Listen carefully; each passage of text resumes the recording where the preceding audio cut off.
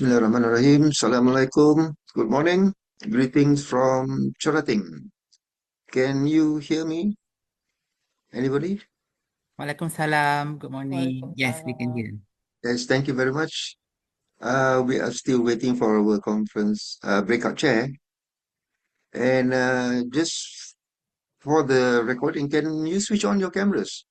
It's a group photo sort of thing. Yeah, please switch on your camera. You can switch off when we have started. This is just for the recording. Yeah? So please, whoever is in, please switch on your camera. And this is being recorded, yes.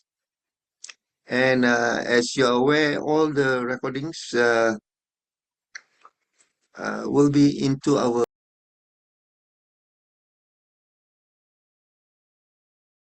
YouTube channel, emAs YouTube channel. You can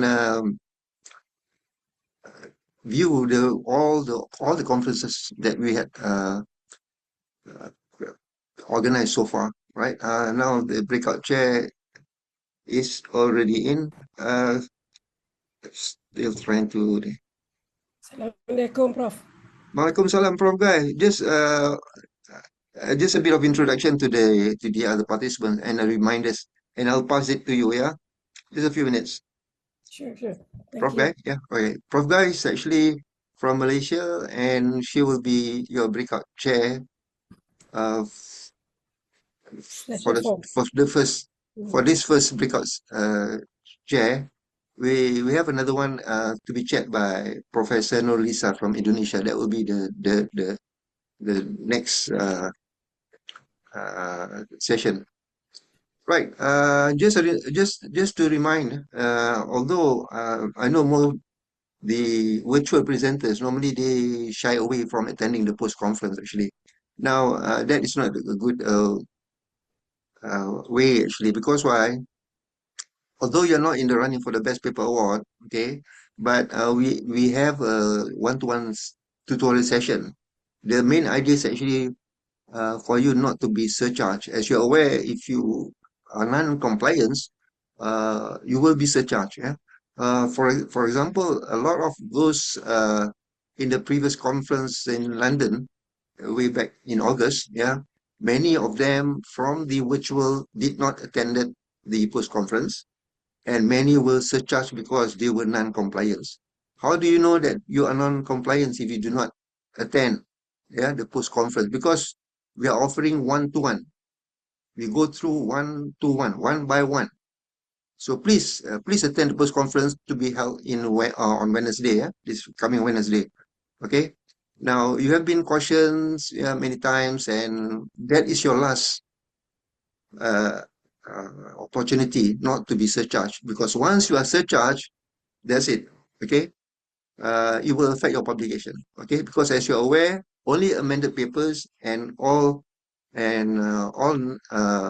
must be in compliance to be published. That is the rule, and we are offering you the last opportunity not to be surcharged. Okay, if you cannot attend, make sure one of your co-author attend so that they can help you out. Okay, like we say, we have given you many opportunities and many reminders, and if you still do not conform, we cannot help you anymore, because we need to publish the paper. So if your paper is you got a problem, then we just have to remove your paper. So please, yeah, do attend tomorrow live sessions, because you will be invited as well. Yeah, and of importance, do not be absent during the post conference. Okay, please attend. Yeah, like I say, we are offering one-to-one. Every paper we will go through one-to-one, so that you comply, and so that you escape the surcharge. Right, Prof. Guy, over to you. Thank you, Prof. Okay, over to you, Prof. Guy. Right. Assalamualaikum. Good morning. Shall we start with the first presenter, AP Dr. Muhammad Khalil Omar? Okay, Prof. Okay, Dr. Morning. Khalil, you Yes. have 10 minutes to present and 5 minutes for Q&A, okay? So total Okay. 15 minutes. So if you are ready, you can start. Okay, let me share the screen, yeah. Okay. Assalamualaikum warahmatullahi wabarakatuh, and very good morning, everyone. Thank you so much for giving me the opportunity as a first presenter.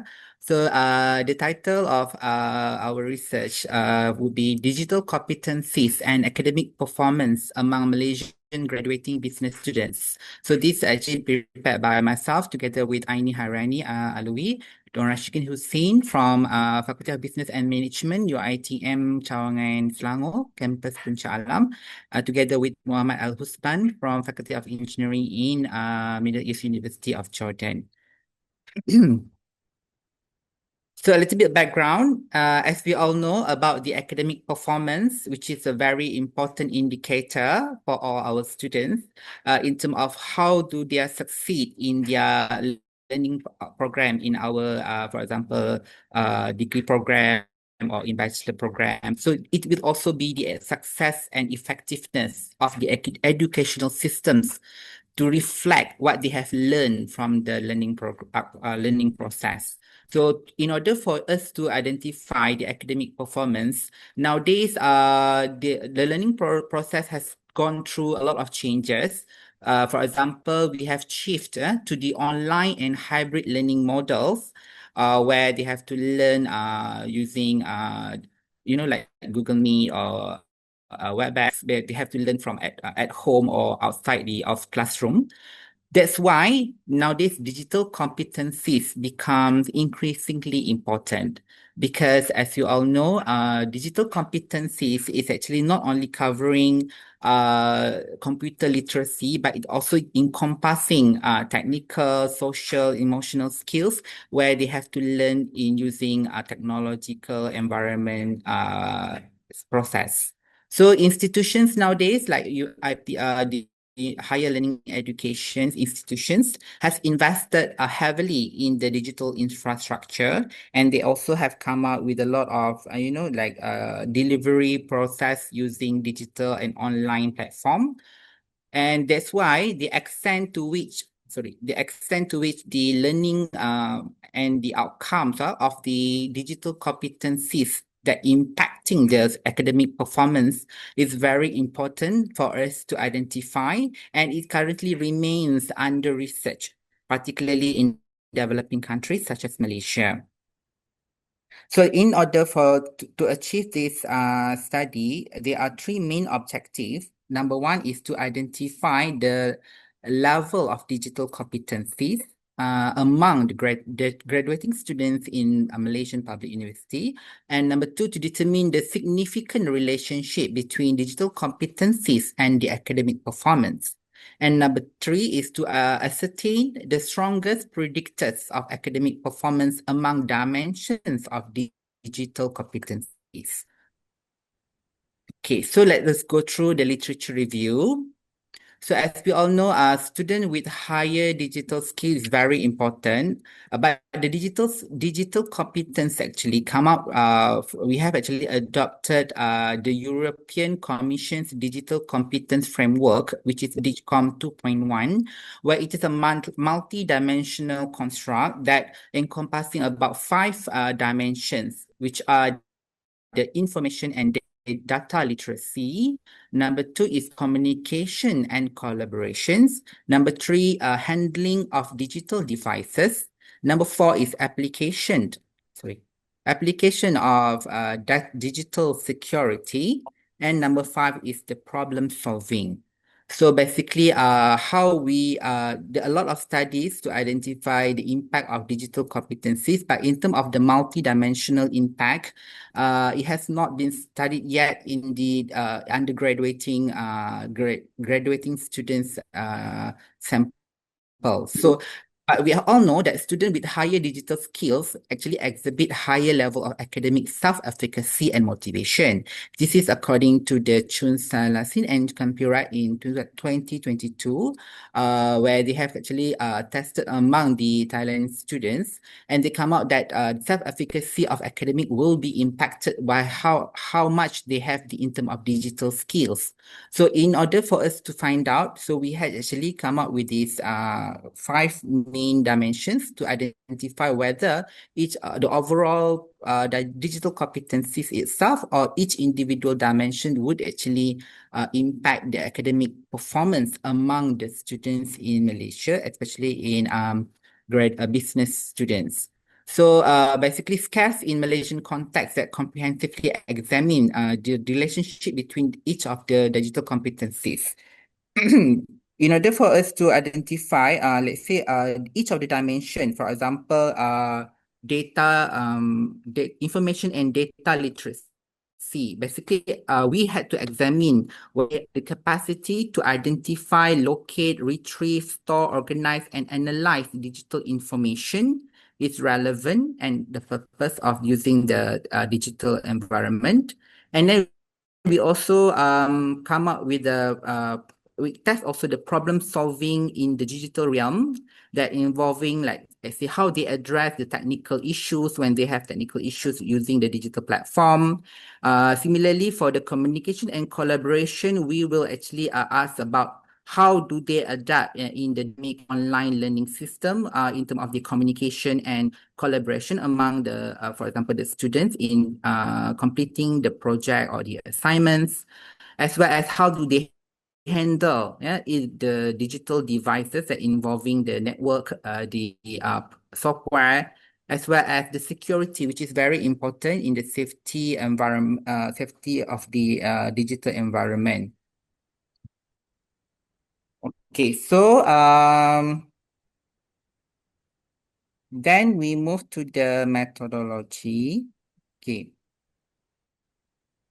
So methodology for this study, we use the quantitative cross-sectional research design, where we address the population of all graduating students from the Faculty of Business and Management at UiTM Selangor Campus Puncak Alam. So we use the convenience sampling techniques using the online Google form. And we had actually managed to collect the 84 students that complete the questionnaires. So the items for the measurement, for the academic performance, it is adapted from Mehar's et al. 2021, where we measure subjective academic performance in terms of how do they feel in terms of their performance, in terms of their education. And then the digital competencies basically has been adapted from ROLE 2021, where it involved the 5 dimensions of the digital competencies. So all construct using measured using Likert scale 5 points from strongly disagree to strongly agree. So now we move to the findings.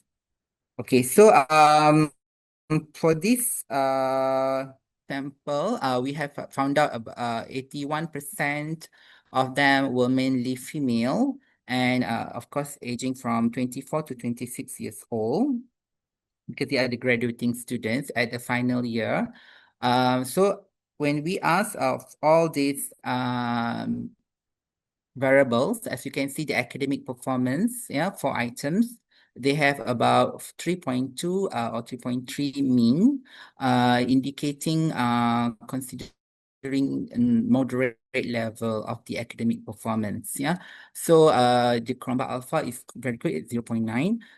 Okay, and most of the variables were fulfilling the normality as well as the reliability. So in terms of digital competencies, overall, there are 55 items, comprising from all the 5 dimensions. As you can see, problem solving, there are 10 items, collaboration, 5 items, handling of digital devices, 10 items, information literacy, 15, and application of digital security is 15. So if you combine all the 5 dimensions into one digital competencies, the mean would be 3.6. Considering this level quite high, so it would be good for us to know that at the moment the graduating students of this faculty, business faculty, they are considered quite ready to be absorbed as a worker in the digital environment because their level is considered higher. In terms of the 5 dimension, you can see the highest would be 3.6, 3.89, yeah, for the application. Dr. Khalil, you have 1 minute. Oh, okay, sorry. Okay, and then when we go to the findings between the variable towards the independent, which is the academic performance, we actually tested 2 models, where the first model comprised of digital competency as a whole, which was highly significant, as you can see, although the R square is 27%, but then the digital competencies was a significant factor, positively affecting their academic performance. Although when we tested the second model of each of the 5 dimensions, you can see that none of the dimensions were significantly positive. So in that case, this is the empirical support, yeah, that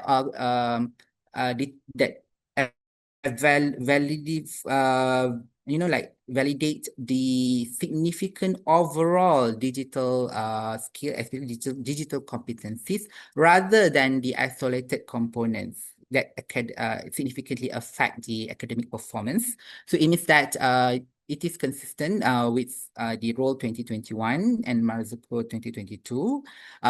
Combining all the dimensions of the digital competencies would be significant in terms of navigating the academic performance of our students in the digital environment today. So that's why synergy of all components rather than the isolated effects that truly drive the performance.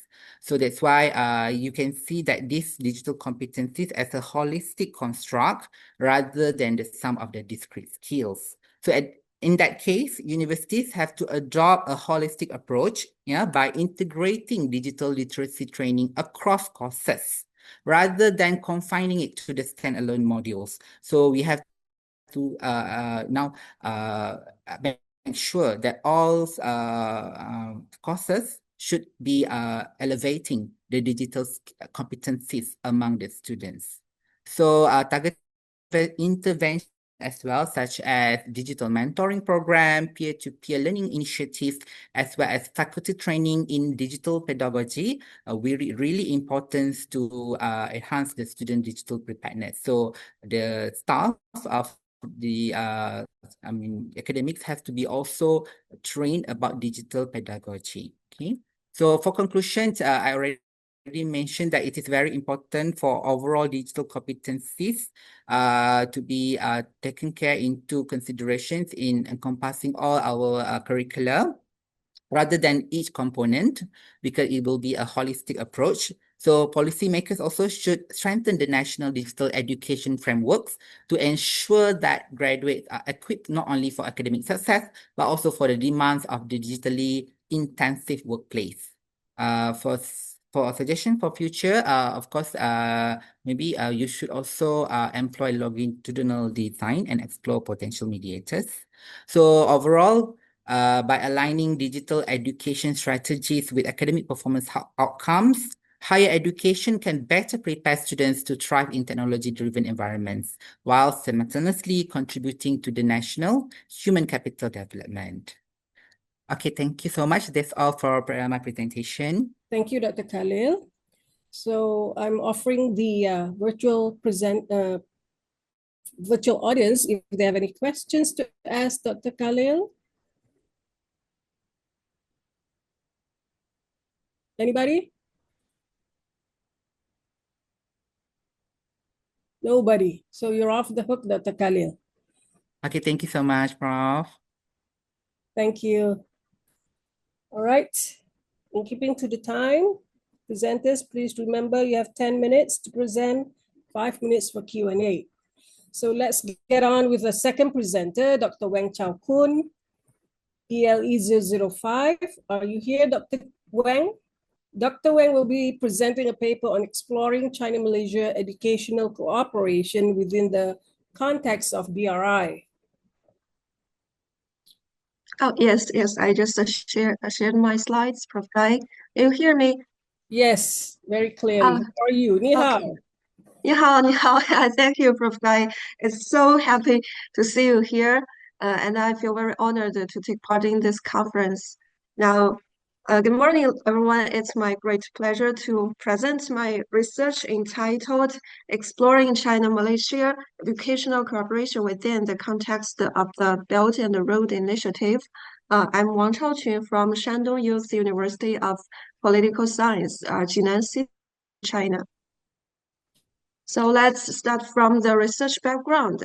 My logic starting point is the Belt and Road Initiative. It was launched by the Chinese government in the year 2013. And at first, it is a very big platform for economy and trade and also infrastructure and constructions between China and the countries along the road. But for now, it is also a very big platform for cultural exchange. In all the fields of cultural exchange, educational cooperation is a very big part. So in this research, I would like to talk about the favorable policies and the characteristics and also some mechanisms and achievements between China and Malaysia educational cooperation. As for the research objective of this study aims to explore the main mechanisms and achievements of China-Malaysia bilateral educational cooperation, and also to identify its characteristics and patterns, so as to summarize the good practices and lessons that could help to establish more long-term cooperation mechanisms and improve the quality of bilateral exchange. As for the literature review, the existing literature can be characterized into two perspectives. The first perspective is the educational cooperation perspective. The researchers tried to talk about the role or importance of educational cooperation in economy and trade. And some scholars focused on the international students, and they find out there were some problems in the management of international students, both in the universities of China and Malaysia. And some scholars focus on the long-term mechanisms. And there is a new trend. It is the vocational education. And the latest research tried to talk about the vocational education between the two countries. And the second perspective is the policy perspective. For example, some scholars examined China's cultural diplomacy in Malaysia and found that educational institutions such as Confucius Institutes serve as channels for public diplomacy. So in this sense, education is not only an academic activity, but also a mirror of foreign policy and a mechanism of cultural exchanges between the two nations. Let's move to the research methodology. As for this research, I focused on the qualitative research. The prime data are coming from the semi-structured in-depth interviews. In this study, 12 respondents were selected from universities, cultural organizations, and institutions that are directly engaged in China-Malaysia educational exchange, especially the managers of some concrete educational programs. But I think some of you read my draft already, but I found a problem here. I should make amendment to this part, as I didn't state the process of data analysis very clearly when I read the draft again. And as for the second data, they are most from the official websites of the Ministry of Malaysia, China, and also the Belt and Road Initiative. The findings can be summarized into four main areas. The first is international students and international language education. I guess someone of you can ask this question: what's special here? Even if there is no BRR, there are so many international students in both China and Malaysia.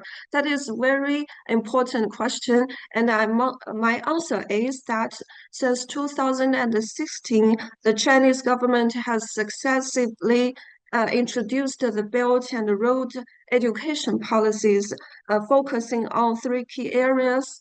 Those three key areas are educational cooperation, talent training cooperation, and also the joint construction of the cooperation mechanisms. For example, there is a scholarship called the Silk Road Scholarship. It is a Chinese government scholarship. It will fund 10,000 students from countries along the Belt and Road to study in China every year. So as for China and Malaysia, there is also a very key very key area is that joint train talent. And the second is cooperative education programs. Here, under the support of the Belt and Road policies, a series of cooperation projects have emerged. For example, the 2+2 projects.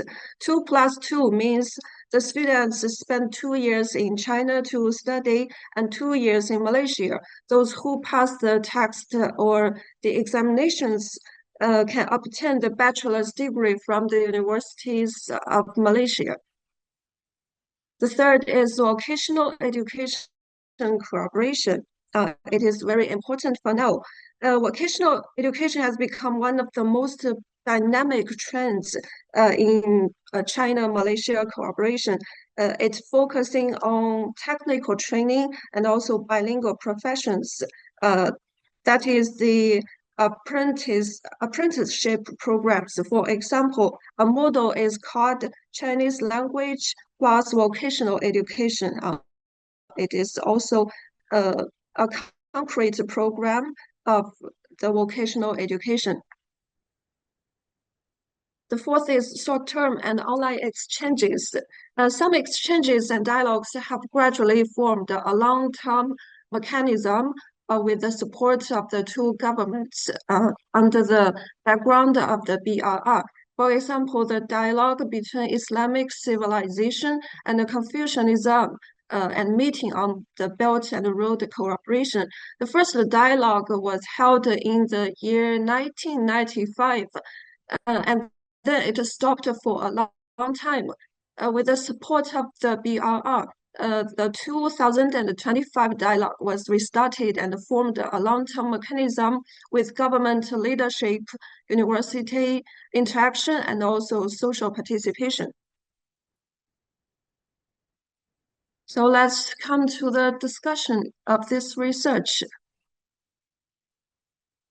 So I found that the study shows both achievements and limitations. As for the update of international students' data, there are some problems of the Ministry of Education in China. For example, the Malaysia Education Department has the number and the trend of Chinese students studying abroad each year, but statistics of Chinese Education Department very general, making it difficult to estimate the number of Malaysian students studying in China every year. So that is a problem. As for the differences in international language education, Malaysia multicultural background gives its students strong adaptability in China, while Chinese students in Malaysia benefit from English language environments. But their understanding of Malay culture remains limited. The fourth is about advantages and disadvantages of those educational cooperation programs. I will show some examples. For example, the 2+2 programs. are cooperating with the Belt and Road enterprises, and these students have more advantages in finding employment. It's good. It's easy for them to find a job. As for the disadvantages, for example, in some China-Malaysia joint education projects, the universities on both sides lack a unified coordination mechanism in terms of teaching methods and also assessment standards. So the students sometimes experience difficulties in credit transfer or degree recognition. That's the problems for now. The fourth is collaboration in vocational education is a very hot trend.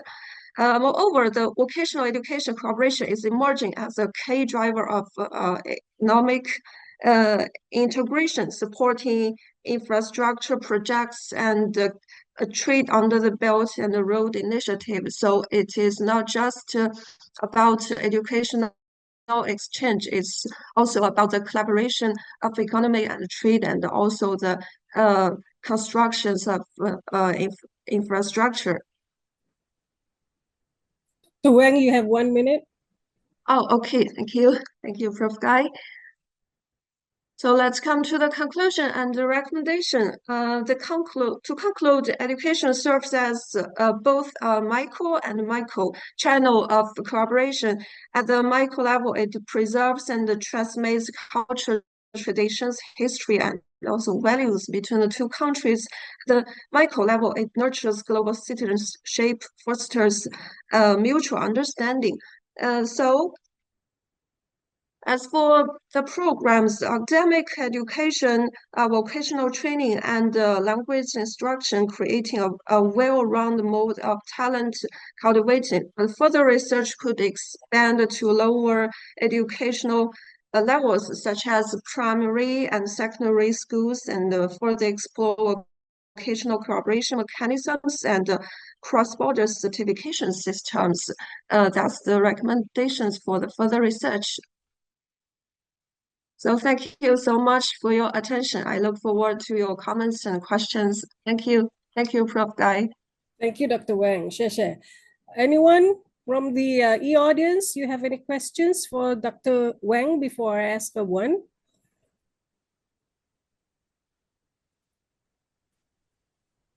Yes, I would like to ask Dr. Wang. Yes, Dr. Khalil. Go ahead. Yeah, I'm just curious about the findings just now about the TVET education, right? So this audience are mostly I mean your respondents are mostly in that kind of programs or different all courses? You mean what did I focus on? Yeah, you have 12 respondent or 12 participants, right, for your data. So Yeah. their backgrounds are in the TVET education or not yet? They are the Uh, students, yeah, at the moment.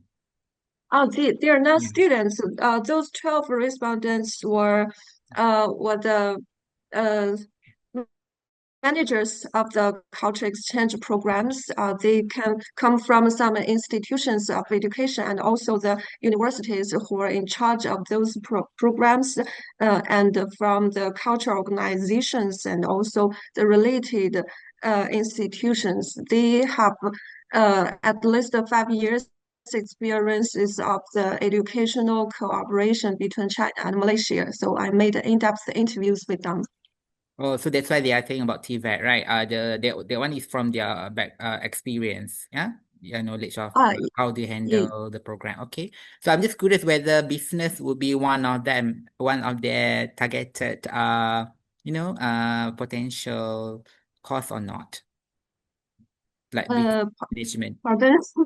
Yeah. Sorry, I didn't get your point. So, if let's say business and management studies, I mean, do these kind of courses would be I mean in their interest as well? You mean business and management study? Yeah. Is it? Actually, I think this research is more about the public diplomacies, but it can be related to the business because the BRR is very huge. It's about business and also management. So and actually it was first launched as the platform for business, for trade and economy, and for now. We talk about the culture exchange, the educational collaboration, just to serve the cooperation between economy and trade, and that is our main trend between China and Malaysia. Okay, thank you so much for your answer. Oh, thank you for your attention. Thank you. Dr. Wang, my question would be very short. Does any of the ASEAN countries are involved with the BRI in education, aside from Malaysia? Oh, sorry. Can you repeat, Prof. Gy? The BRI you have now with Malaysia, what about for other ASEAN countries? Yeah. I think the policies from the Chinese government, the educational policies to the countries along the BRI are the same, but the key points are different. For example, China, Malaysia are focusing on the skill trainings, the vocational education. But for example, between China and Japan, we're gonna focus on other majors and other areas, not on the vocational education. Okay, thank you. Thank you, Japan Prof. is not Gy. part of ASEAN. Okay, thank you. Japan is part of ASEAN. Just a little example. Yeah. Okay, thank you again, Sheshe. Take care. Thank you. All right, we'll move on to the third speaker, Cheong Tao Han. Yes, I'm here. Morning, Chairperson. Okay.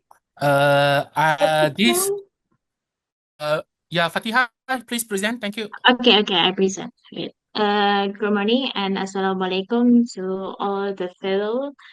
Okay, so for today, I'm gonna sorry a bit sorry.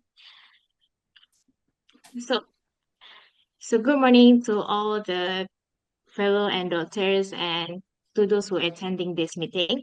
So let's imagine this: a secondary school student are attending in a math class.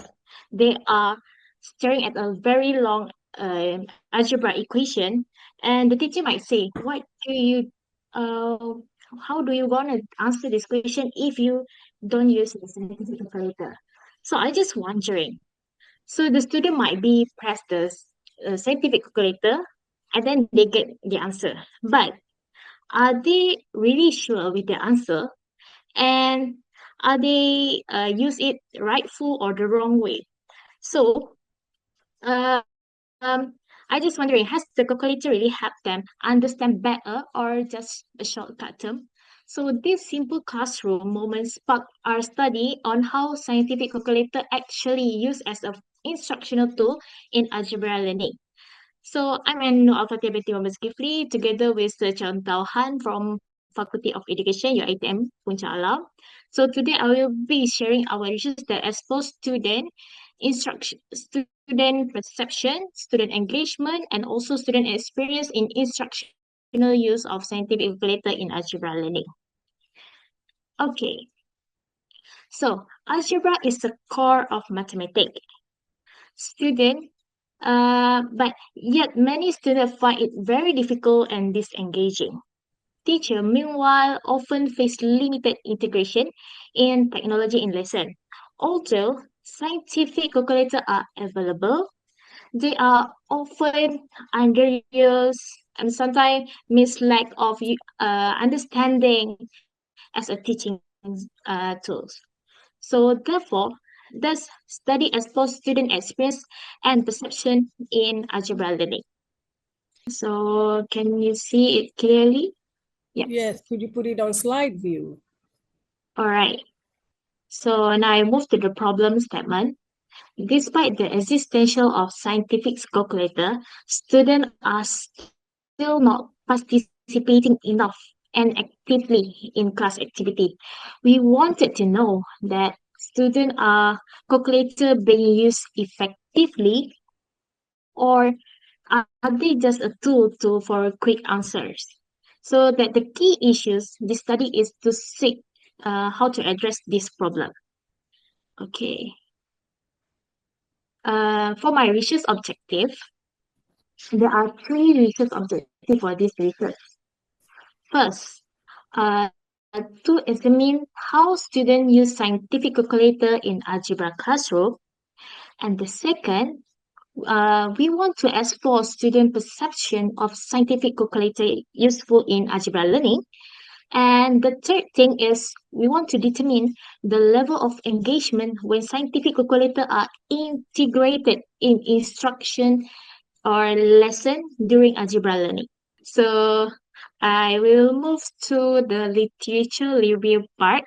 So pre-research so positive consistent the impact from Your slide is not moving. 2021 until Your slide is not moving, I think. You're still with the problems. Yeah, okay. You need to put it on slide presentation mode. So for the literature review, for the research from Razwan, they state that calculator You want may a headphone? reduce. Okay, so for Garangano in 2021, high proficiency in scientific calculator are linked to the strong algebra mastery, while Zulfiani in 2023 state that advanced calculator boost confidence level and success in their performance in algebra learning. So, this previous study highlights scientific calculator as learning enhancer, not just a number machine. Okay. All right. So for the methodology part, this study used mixed method design. So in the quantitative, it involved a survey measuring student usage and also student perception towards algebra learning. For the qualitative part, it included interview with 5 students and their responses were analyzed thematically.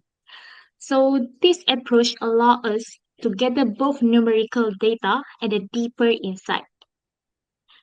Right? Now I move to the finding for quantitative result. Okay.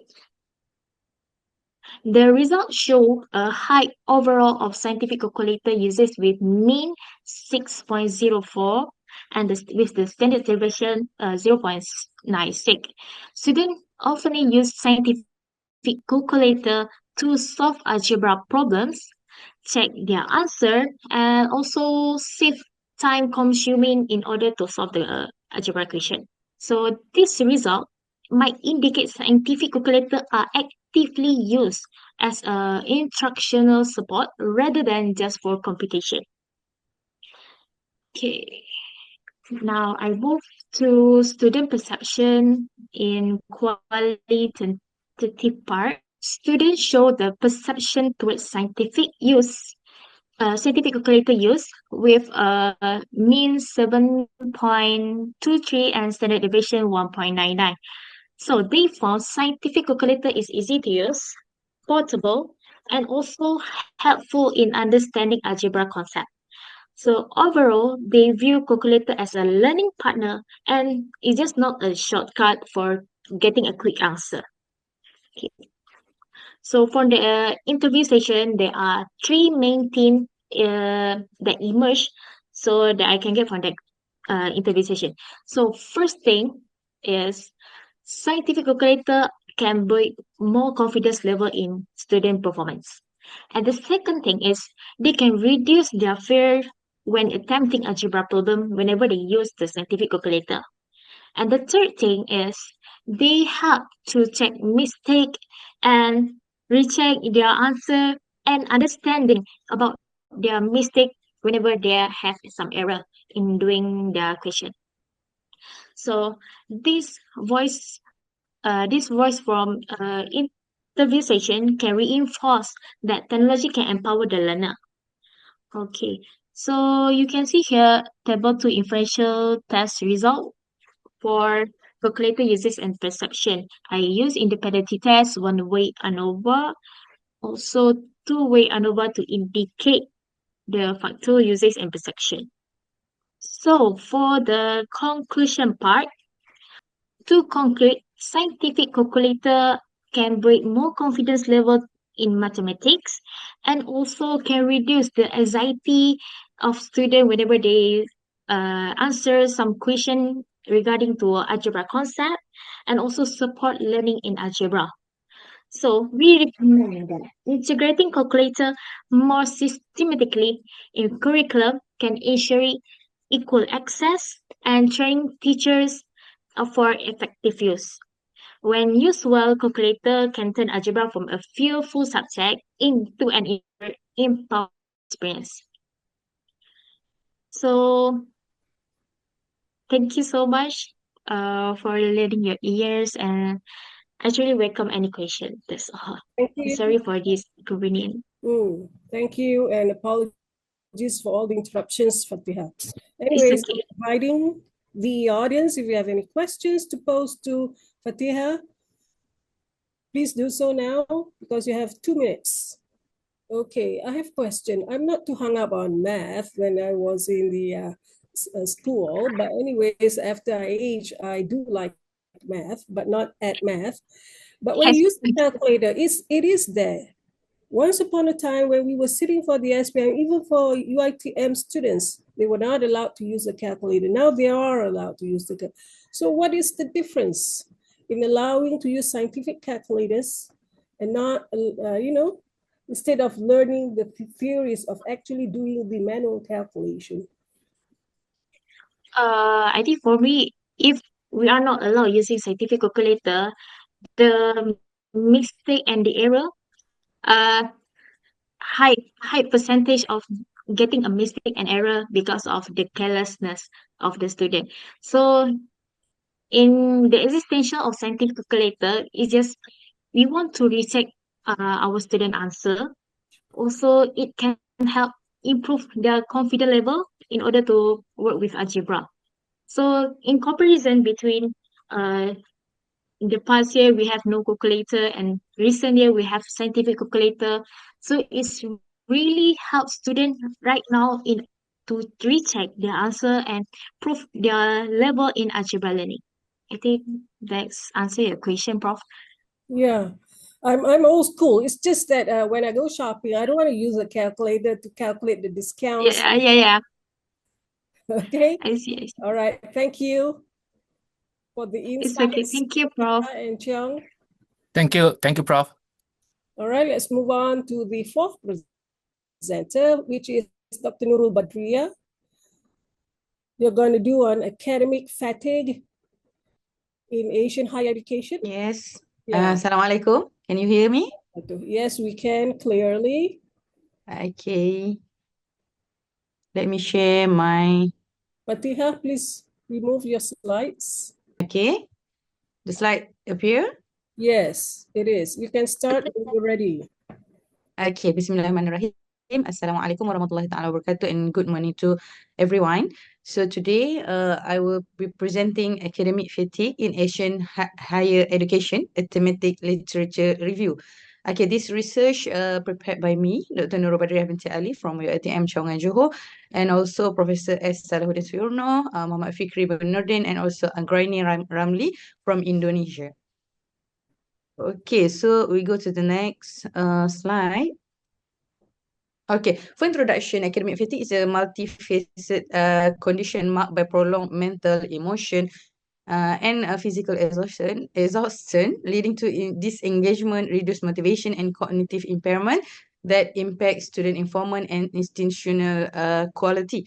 As we can see, the academic fatigue known as maybe burnout or stress or anxiety, but academic fatigue is not merely that just anxiety and also stress, but it's a symptom that prolonged mental issue and emotional physical situation suffered by student. So this study identify a thematic gap, particularly the videos analyzing these fatigue-related phenomena. So we choose only Asian focus. We just review only to the research in Asian higher education only. So Asian higher education often operates in exam driven, we know that, so a competitive environment.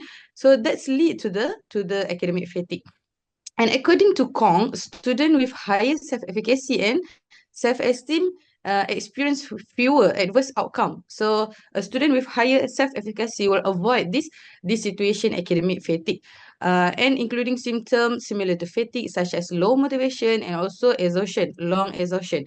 So Ramadani also 2024 found that students experience higher academic stress reported greater fatigue. Hapsari 2024 also found that technological demands and disrupted sleep are critical risk factor in Asian context, lead to the academic fatigue.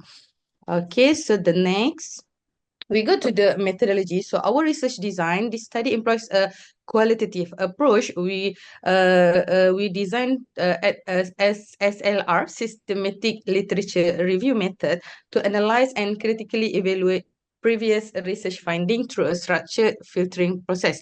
So we use a Prisma. Article sources were collected. We use a Prisma method with a focus on meeting eligibility and exclusion criteria for the study. So the next is systematic searching strategy. We only focus on journal article from Scopus and Web of Science Index. Okay, this is the so the first we filter from 5,077 studies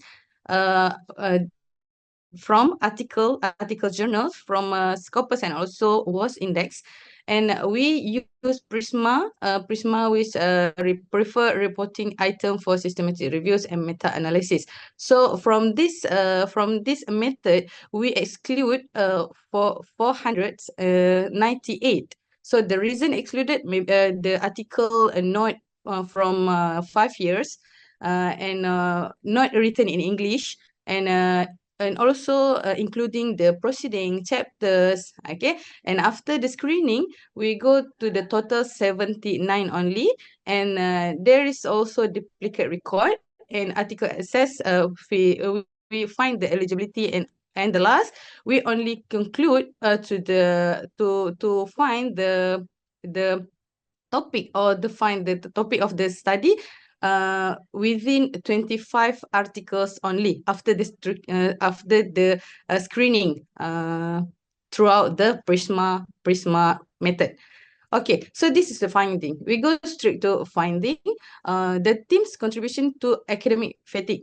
Okay, along our study throughout the literature review, we found this seven themes contributing to academic fatigue. The first is socio-demographic factors, and the second is the choose of the field of study, and also the third is academic stress. 4, psychosocial stress, and 5, financial constraints. The 6 is society. No. Safety concern, and the 7 is social media influence. And the 8th, the last, is time management issue. Okay, we go one by one. The first is socio-demographic influence. As we can see that socio-demographic factors can lead to the academic fatigue, as mentioned by Gaba, that noted female students in education higher institution are more prone to depression than male students. But there is also the research find the contrast finding that male often suffer with the academic fatigue, and this highlights a significant gender-based socio-demographic also influence the academic fatigue among students in higher education. So the second is pressure related to the field of study selection. Okay, we know that some of the students didn't know into their course too much, so because of that, they will be stressed and lead to the academic fatigue. According to Bersi et al. 2021, veterinary students are more likely to experience pressure because of the the course nature and everything regarding the assessment and exam and everything. Similarly, Miyuking also 2025 study highlighted in medicine, nursing, and also lead to the academic fatigue because of the demanding clinical training in their course. And we go to the third, academic stress stemming. So because of academic stress, pressure from assignment, exam, performance throughout their studies significantly contributes to academic burnout and also academic fatigue among students. This is supported by Pang's 2027 study that highlight the cognitive load student, such as retrieving data from assignment. All of this will lead to the academic fatigue. This is consistent with the finding of Lee 2020, who emphasized the more students prefer physical classes. This is because of some students didn't prefer online method and prefer physical method that lead to the academic stress. And after that, lead to the academic fatigue. And also psychosocial stress. Nagesh et al. 2025 note that many students experience severe anxiety symptom, fatigue, headache, and feeling of discouragement. Because of that, lead to the academic fatigue. And Fatih also highlight the stress often stems from dissatisfaction caused by perfectionist work attitude. Some students didn't satisfied with their own achievement in academics, so lead to the stress, and after that lead to the academic fatigue if the symptoms remain. Okay, so the fifth is financial and economic constraints. Some of students have this financial crisis that lead to the stress. Didn't able to cannot manage the academic session because of lack of the financial. And Wang suggests that having sufficient financial resource enhance self-confidence. The student that have a financial the student with financially stable will be more comfortable to their academic program compared to the one who have financial crisis. Okay, the next is safety-related stress. Gaba et al. 2025 highlight that students from countries experiencing famine and poverty also will face the stress and leading to the academic fatigue. And after that, we go to the seventh factor, the influence of social media on academic distraction. We know that nowadays the student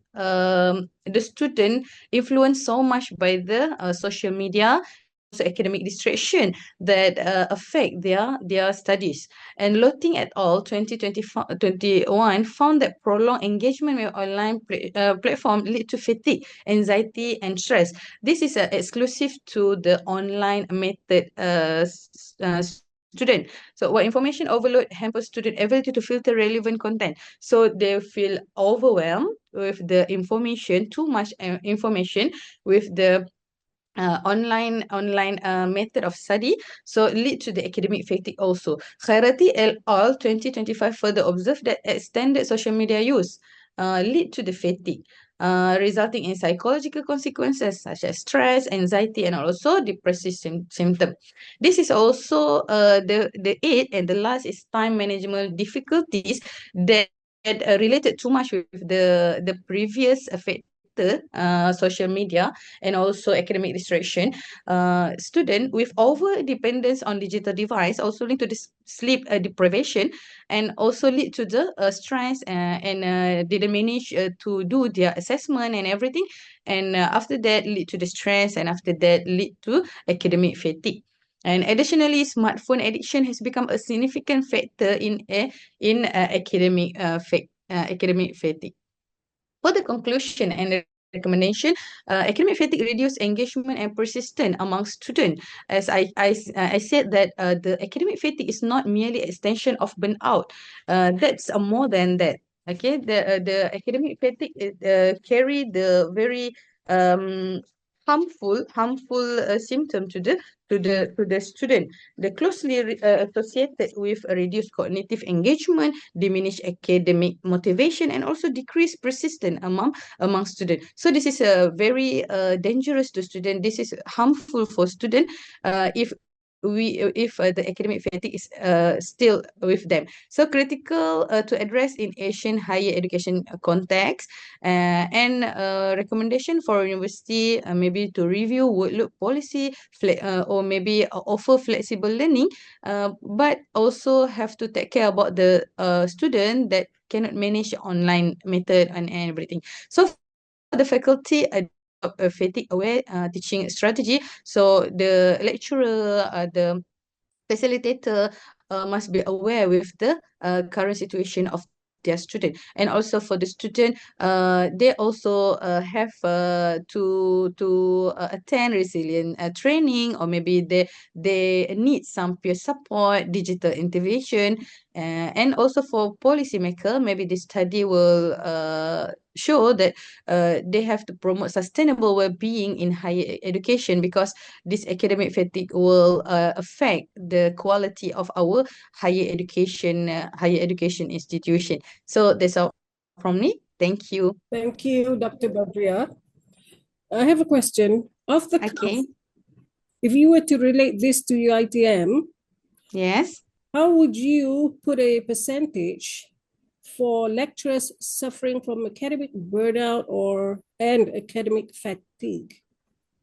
Okay, so honestly, I'm also study about the lecturers burnout before, and also have research about that. And also we know that lecturer also suffer with this academic fatigue. But we know that the capability of student and lecturer is different. That maybe there is a several factor that can avoid the academic fatigue among lecturer compared to student, because student the symptom is more harmful to student, because the factor that what we can say, that lecturer can manage it because of their own capability, and they have a strong motivation to manage the academic fatigue among them. But the student, compared to student, is less affected or less motivation to do so, to handle their academic fatigue. So maybe I'm answering your Yeah, question. somewhat. Thank you. Okay, thank you. But the audience, do you have any questions for Dr. Bhatt?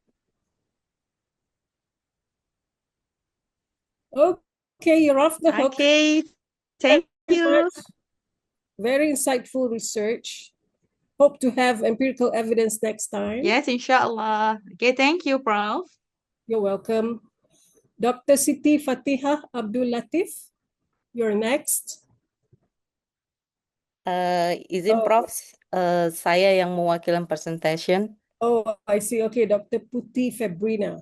Ya, belum Alright. doktor, masih candidate. Inshallah, praying for you. All right, please put Okay. up your slides and you can start presenting as Yes. soon as you are ready. 10 minutes, okay? Okay. Yeah, okay. Hey everyone. Hi. My paper title is Chinese New Year Illustration and Malaysia Batik Motifs.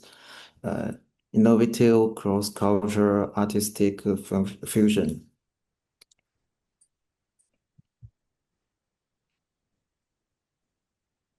The traditional New Year illustration, which original from the door guard painting of the Han Dynasty in China, and it's come from the farming culture. Its products through the woodblock painting or drawing techniques, and includes such as the door guard, the kitchen guard, and the money guard. In artistic style, New Year illustration often use red color to symbolize the happiness, the good color to symbolize the riches, and green colors to symbolize life. As significant for Chinese folk art, New Year illustration are a traditional painting style with a long history, mainly displayed during the New Year to bring blessing and the celebrate new beginnings. The Malaysia batik motifs is a traditional art from with over 2,000 years of history. It primarily botanical motifs, Islamic style stars and crosses, animals, including the birds and the butterflies, and abstract motifs. Malaysia is a country with deep integration of diverse culture, Malay, Chinese, Indian, and local culture from hybrid culture identity mixing diverse ethnic culture, artistic express, and customers. The Peranakan Chinese style, original from Chinese traditions and local culture. They using the Chinese motifs which show the flexibility of cultural fusion. Chinese New Year illustration and Malaysia batik motifs original from the different traditions, but they have the common themes. They can cross culture fusion. This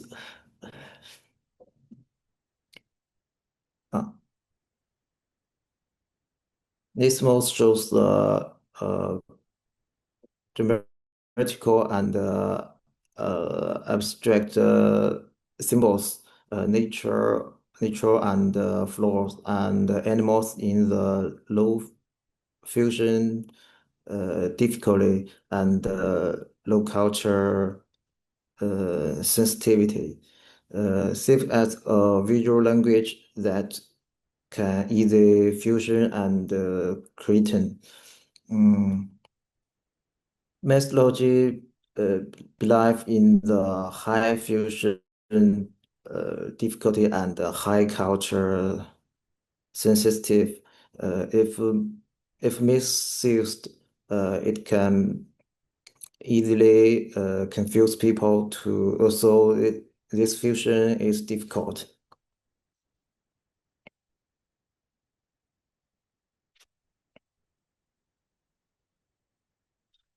The natural flaws and geometrical abstract symbols in culture fusion potential is very high. The Chinese New Year illustration Perne is means the rich and prosperity. The lotus means the purity, integrity. The pregnative means the many Mana yang di-share kelihatan? offspring. The peach means the lovelative. The Malaysia batik just means beauty and elegance. The hibiscus means the life force. Beetroot flowers means the victory and honor. The animals in culture fusion potential is high. Chinese New Year illustration the trap means the abundance, success, overcoming adversity. Dragon and the phoenix means the power, notability, good fortune. The bit home phone for Fu means the fortune. Dear homeful for the Lu means the prosperity. In the Malaysia Batik, the butterfly means the love, transformation of the soul. The peacock means the beauty and nobility.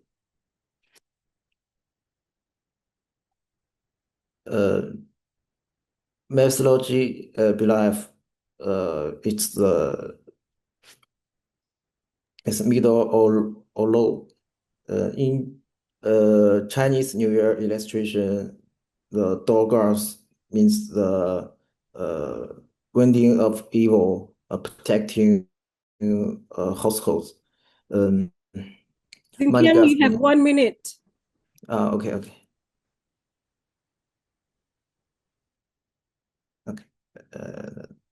Next. The multiple traps potential competition of aspects and flow motives.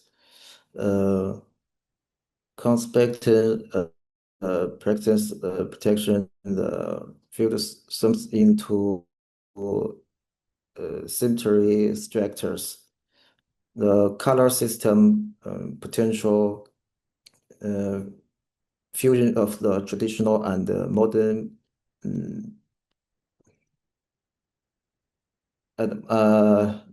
fusion of the traditional and modern pattern.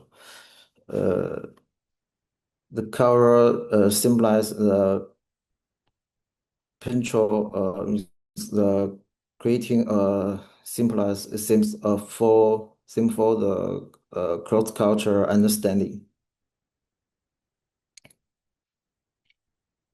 Discuss. We have three questions to discuss. The first, number one is this function may be not applicable to Chinese New Year celebration in all states of Malaysia. Number two is the applicability of this fusion is need the validation. Number three, due to difference in culture backgrounds, fusion may be lead to confusion. This picture is the New Year batik. Is Malaysia Chinese He Wenxiao's artwork. This artwork means the hometown feelings. This is the successful potential and cultural value of fusion. We need to finding a balance between innovation and culture, which is the conducive to fusion. Okay, thank you. All right, Shasha. So sorry, my English is not good. Sorry. Yeah. Xinjiang, as the chairperson, I think I have the right to inform you. Okay. Next time, if you present, please be more enthusiastic, okay? Your voice was really monotonous, so straight, as if you're not showing any joy, passion for your paper, okay? Okay. All right, anyone who have questions for Xinjiang?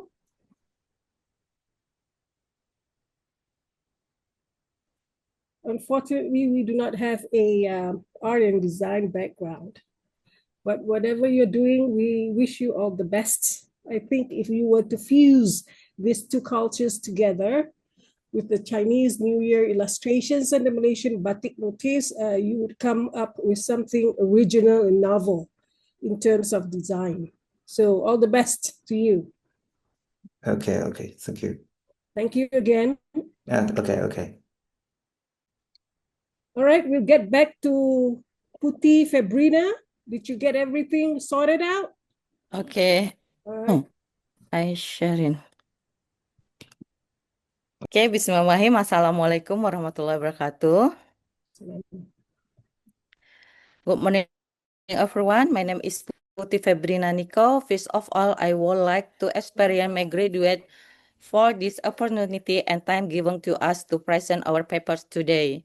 This paper is a group work and I'm here representing my team to present our research entitled and analysis of the online and hybrid the learning environment challenge and issue experienced by university students. Okay, current online and hybrid learning is a challenge in the world of education. The Global Education Research defines a learning environment as the physical location, context, and culture in which students learn. Education, traditional classroom, like this recitative row of desks, cupboard, and then change conducive cityscape, educate, lighting, comfortable, setting, resort. Beyond ability, encourage student-centered learning, capability on choices. The design of this space is critical in developing and conducive environment for students, especially in online class. And then class in moderate learning. With the increase in the varieties of classroom setting, education includes online and hybrid classroom. Discussion about issues and challenges with learning enforcement in this setting should be held more. Education informal role, such as facilitate face-to-face and online learning, and student perception essential for effectivitas learning session. And then teacher membuat pembelajaran better approach, itu strategi for conducive online environment. This study focus on the experience of higher education students during online learning, and quantitative method will investigate factors such as educator, assessment, peer collaboration and communication, home setting, and internet access during online learning. Finding and discussion will be provided to help higher education institutions design the learning environment with higher degrees of freedom for learning and practical learning. Next, I would like to explain the literature review, which serves as the foundation on this research. In this section, I will highlight several theory and preface and student that are references to the topic of online and hybrid learning. Literature review Q, online and hybrid learning environment. For example, Shift Challenge, a learning tool, and then peer learning in online and hybrid learning, teamwork, communication, and any critical thinking. Roles of education in online and hybrid learning, such as professional development, digital pedagogy, and physical environment and internet accessibility, home conditional accessibility, digital equality. Access in online and hybrid learning, new approach formative adaptive learning, and then strengths and opportunities in online hybrid learning, gamification, AR, AI, digital fatigue. This study saw the will online and hybrid learning have great potential. The success depend on sound design, sufficient resource, and strong institutional support. Using resource method, sampling and technique, this proposal sampling target undergraduate with online learning experience, 527 students from University Malaysia Kelantan, ensure validity and reliability. Participant selection, any undergrad student experience at least one semester of online learning across 9 faculty, large sample for reliability insight. Data collection use structural questionnaire via Google Form, 20 minutes to complete, Scala using 5-point Likert scala, analyzing using SPSS versus 26. Reliability testing using Combat Alpha. From the result of data processing of time, the instrument achieved a Combat Alpha value 0.923, indicated excellent internal consistent. This result ensures that the questionnaire reliability measures the construct intent for this study. Descriptive analysis consists of 10 items that disease, 1 online class cause stress with high level, lecture attitude cause stress as very high, internet stability cause stress level moderate, home environment cause stress high, less rest or sleep high, heavy academic burden high, decline in physical and mental health high, communication with peers cause stress level moderate, conflict among students moderate, conscious cause stress moderate. Most mean score 3.66 indicate that response experiencing high stress level and challenge in online and hybrid learning setting.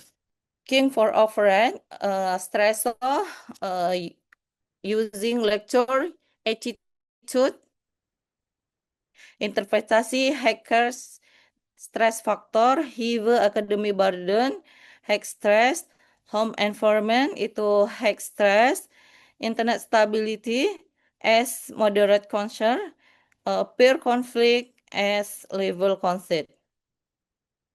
In line with Prof's research that is, lecture attitude grades influence student emotional well-being. By Mardiana, conflict among students are less influenced by should be managed through affection communication by Razak et al. Connecting issues are moderate but not the main cause of stress. This is diskusi summary factor that's lecture attitude, emotional support essential for student, workload, high overload, increased anxiety, fatigue,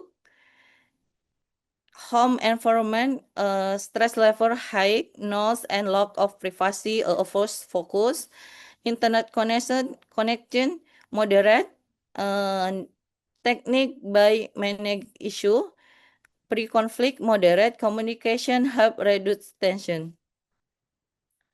Influence learning, emotional environment, and work-related factor are more significant stress than technical issue.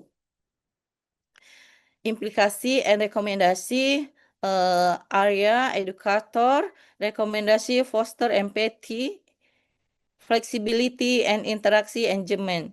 In two area institution, profit concern and stress management program. Next, cost design, rekomendasi balance work ensure support structural, and then technique rekomendasi ensure internet access and platform reliability. To informant only and hybrid learning, universities must integrate emotional support, balance cost design, and technology research for student academic success and well-being. Okay, thank you for attention. Thank you, Prof. You're welcome. Thank you, Wan Putih. All right. The audience, I invite you to ask her questions. She's the last presenter for breakout number 4 this morning. Anyone? Okay, Prof, may I ask a question? You, Dr. Khalil. Okay, Putih, just curious about your study just now. Is it your part of your PhD study? Yes. Oh, your PhD. Okay. So, based on that particular research, meaning that you are going to find the stress factors among students in online learning environment, right? Right. Okay. So at the moment, what would be your dependent variable? Dependent variable. Yeah.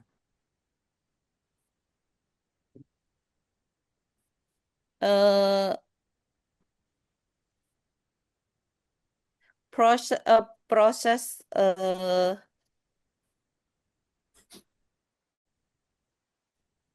dependent variable, hybrid learning environment. Environment as a Yeah, dependent. Oh, because I thought the stress, because just now when you presented the factors, I think about 5 factors just now, right? Yes. But that one is for the descriptive analysis, right? So Alright. you haven't test the maybe the impact towards Yeah, the impact. environment. Not yet. Ya, impact dari lingkungan pembelajaran online and hybrid. Okay. Right. So but I noticed there are a lot of problems in terms of the reliability just now. Why you test only one reliability? Because you presented only one just now. Do you notice that or not? The Chromebook What? Alpha? The Chromebook Alpha just Combat now? Alpha. Yeah. You presented only one, right? Yeah. Supposedly, I thought that you're supposed to test the Chromebook Alpha for all the factors. Yeah. Do you do that or not, basically? What? Or do you do the test of Chromebook Alpha for each of the factors? Yes, factor. No, the variables that you presented just now, a lot, right? But your reliability only one. That's why I'm asking. In your slides just now.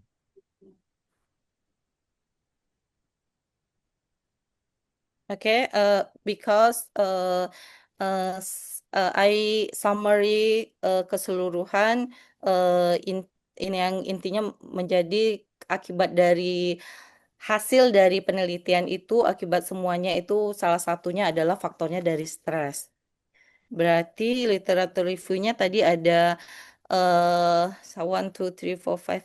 Ada online hybrid learning environment, peer learning in online and hybrid learning, roles of education in online and hybrid, SICAL environment and internet access, assessment in online and hybrid, and then change opportunity in online and hybrid. Yeah, so there are a lot of variables, right? So I think in future maybe you need to correct the presentation of the Chromebook Alpha for the reliability because you have to test all the measurements, each one of them in terms of the reliability. Yeah, Okay, okay. thank you. Okay, thank you. Thank you, Dr. Khalil. Now, Putih, you're doing a PhD at UMK? Yes. Are you going to write your thesis in BM or BI? English or Malay? Your thesis, Malay. Malay. No wonder, because you had a hard time presenting in English. So are you doing it hybrid-wise, or are you physically there 100% at UMK? Are you at UMK or Indonesia? I Indonesia. I'm from Indonesia. I know, but are you here at Oh, University of Malaysia, I'm, Kelantan? yes, I'm here, Kelantan saat ini. Okay, all right. I'm gonna let I'm you off the grogi. hook. Okay, all the best with your PhD. Thank you, you, everyone. Prof. I'm panik. Everyone, thank you again. So I wish Thanks, Prof. everyone Guy. the best. Over to you, Prof. Y. Thanks, Prof. Guy. You're See you in welcome. Jakarta next Yeah. for our next Okay. for our next conference, guy. Okay, jam Right, time. thanks. Assalamualaikum.